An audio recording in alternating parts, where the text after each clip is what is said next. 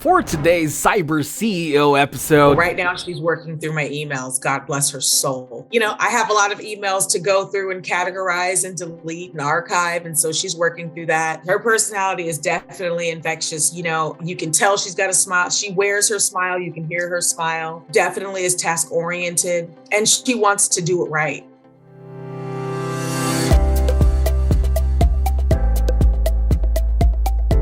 Welcome to Cyber CEO, wherein we talk about how our cyberbackers helped our cyber CEOs take their businesses to the next level.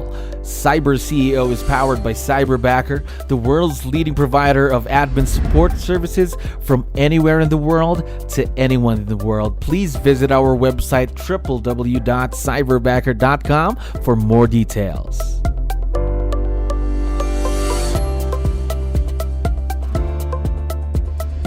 Okay, another awesome day here at Cyberbacker. My name is 𝗙𝗲𝗹𝗶. We're back with another episode of Cyber CEO. And of course, we have a very special guest in the show right now. Dee, how are you doing today? I'm great. How are you? I'm doing wonderful. Thank you very much for asking and for dropping by. I know you're very busy. Now, to kick things off, to let you know, we have a lot of listeners who are also business owners just like you. So I need your help. Can you introduce yourself to our audience? Maybe starting off with, what's your role in the business, Dee? So I am Dee Scott. I am the owner of 𝗙𝗲𝗹𝗶𝗹 Real Estate Group. I have been helping serve my community for over 15 years, helping people build generational wealth through home ownership. So that has been my jam for 15 years. Gosh, a lot of experience, 15 years in the business. Now, I'm curious to know, how about with Cyberbacker? How long have you been with us? Oh gosh, I don't think it's been maybe 5 months, maybe. Okay. Five, six months, something like that. Gotcha. Yeah. So 5-6 months in. Now, is this your first time working with someone virtual? No, it is not. Oh, you did have experience before Cyberbacker then. So I'm curious because we would all have that transition phase because all of us are kind of used to working with people that we can see or meet in the office. Now, everything's going a bit more virtual. So how was the transition for you?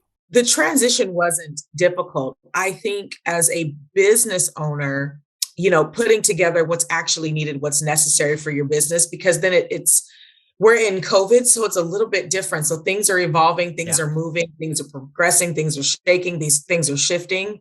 And so making sure as a business owner that you're clear, of what you need from your assistant it helped me decide what type of assistant that I needed from Cyberbacker. Right.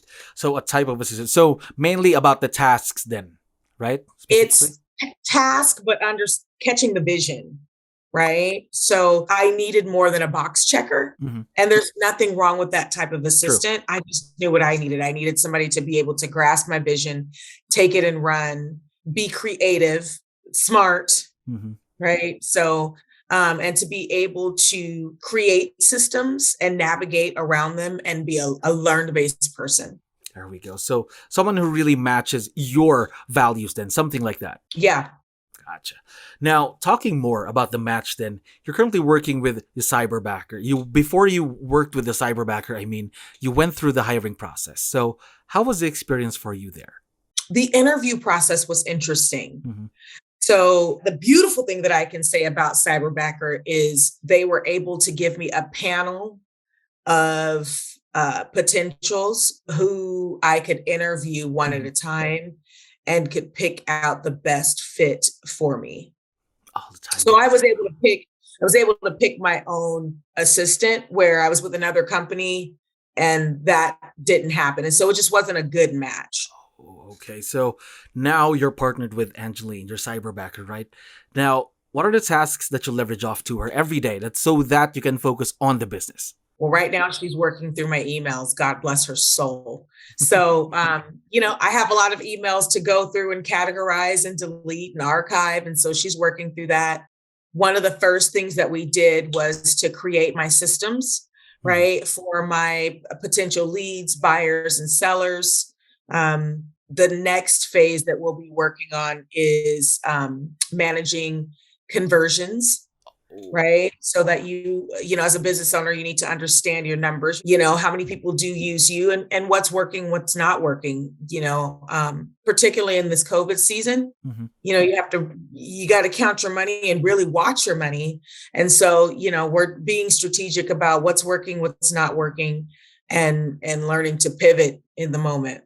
Yes, I totally agree with you there, especially now, again, because of COVID, because of the pandemic. You really have to watch all of your investments. Again, it's not that you're not willing to invest in anything, but again, just watch where you put the money as well. And the time, of course, because in real estate, time is a somewhat of an essential part of the business, because you could be doing one thing, but you could also be out there building relationships with your clients, right? That's right. Yes.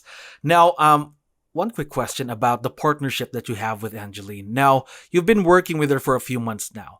How do you create a successful partnership with someone who's virtual? Do you have any tips that you can share to our listeners, Dee? I think number one, as a business owner, you have to realize that you are in partnership with this person, right? So I don't consider myself Angeline's boss, right?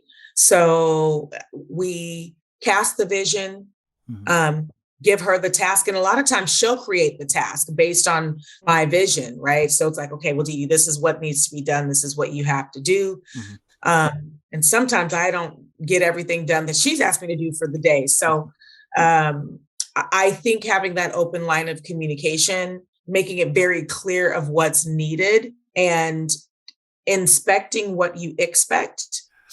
But also you have to let your assistant be creative and use their strengths, right? Because I think sometimes as business owners, we have to be careful that we don't micromanage. True. Right. And so I let Angeline fly. And then if something is not right, we just autocorrect. And then, I give her the why. This is why we say it this way for this tag. This is why we say, or this is why we do it this way. So I think, it's just learning how to be appropriate in the moment. I like, just going back to your point earlier, I'd like to emphasize that word. This is a partnership, again, between you and your cyberbackers. If you just treat them like some robot that, hey, do this, hey, do that, it's really not going to work out, because we have to remember they're also people. They also have feelings. They have things, morals, things like that. And again, values, right? And to your other point earlier, again, a while back, no, the communication, because again, they're already thousands of miles away, right? So really have to try and make them feel like they're a part of something, especially the wins, of course, right? Sure, absolutely. Yes. Now, one last question for you, Dee. I forgot to tell you that Angeline is going to be listening once we have this episode uploaded. So we would like to know, what do you like most about your cyberbacker? What's the first thing that comes to mind? Her personality. Her personality is definitely infectious. Being able to come into a work environment, even if it's virtually, and every morning you can tell she's got a smile. She wears her smile. You can hear her smile. She definitely is task oriented, and she wants to do it right. Yes. So. Now, we are very, very excited to see where this partnership grows to, of course, for the next couple of months. And again, Dee, thank you very much for dropping by. I had fun talking to you today. Thank you for listening to our daily dose of Cyber CEO. Stay tuned to know more about how Cyberbacker creates a difference in this digital time and age.